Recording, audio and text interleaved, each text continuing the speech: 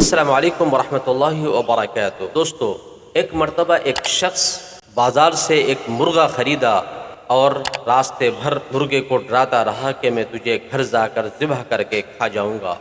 مرغا ڈرا ہوا تھا، سہما ہوا تھا، اور آخر کار اسے لا کر اپنے پنجرے کے اندر بند کر دیا۔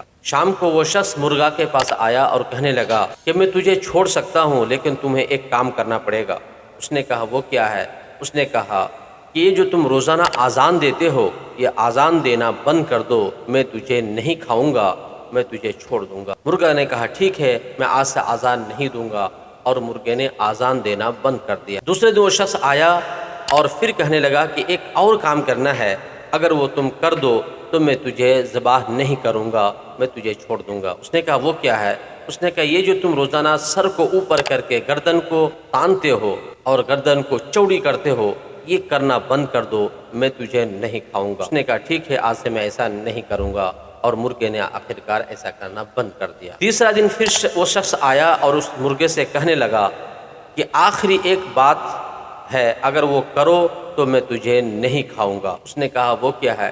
اس نے کہا کہ تم روزانہ انڈے دینا شروع کر دو، میں تجھے نہیں کھاؤں۔ یہ سنتے ہی مرغے کے آنکھوں میں آنسو آ گئے اور رونے لگا۔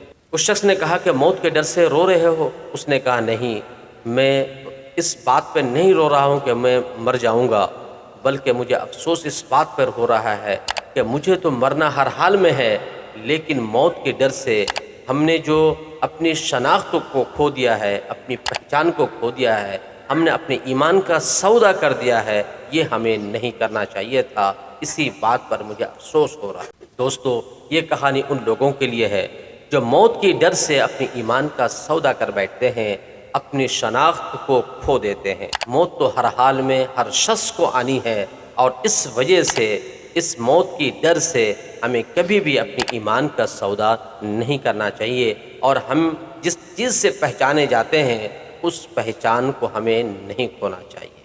اللہ حافظ۔